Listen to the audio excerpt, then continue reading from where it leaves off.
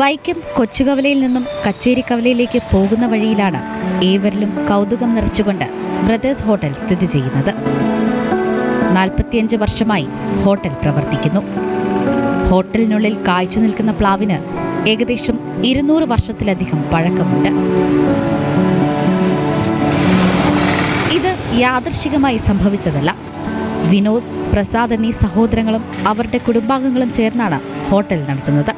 Hotel നിർമ്മിച്ചപ്പോൾ എന്തുകൊണ്ട് ഈ പ്ലാവ് മുറിച്ചു മാറ്റിയില്ല എന്ന ചോദ്യത്തിന് കടയുടമയുടെ ഉത്തരമില്ല. എൻ്റെ അമ്മയുടെ അച്ഛൻ്റെ കാലത്തുള്ള പ്ലാവാണ്. ഏതാണ്ട് ഒരു 250 വർഷത്തിന് മേൽ പഴക്കമുണ്ട്. ഇപ്പോൾ എല്ലാ വൃക്ഷങ്ങളും വെട്ടിക്കളഞ്ഞിട്ട് വീടും കടകളും ഒക്കെ വയ്ക്കുന്ന സാഹചര്യത്തിൽ ഇങ്ങനെ ഒരു വൃക്ഷം നിലനിർത്തി കൊണ്ടുപോകണമെന്ന് ഞങ്ങൾക്കൊരാഗ്രഹം.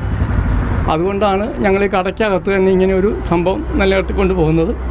ഇനിയും അത് തുടർന്നു പോകാനാണ് ഉദ്ദേശിക്കുന്നത്. 3 തലമുറ പഴക്കമുള്ള ഹോട്ടലിലെത്തുന്നവർക്ക് ഇവിടുത്തെ രുചിയും ഒരത്ഭുതമാണ്. ചക്ക ഉപയോഗിച്ചുള്ള വെറൈറ്റി വിഭവങ്ങളും ഊണിനൊപ്പം ലഭിക്കും. സീസണായാൽ പ്ലാവ് നിറച്ചും ചക്ക കായ്ക്കും. പല രൂപത്തിലും പല ഭാവത്തിലും. എന്തൊക്കെ സംഭവിച്ചാലും പ്ലാവ് മുറിക്കില്ല എന്ന തീരുമാനത്തിലാണ് കടയുടമകൾ.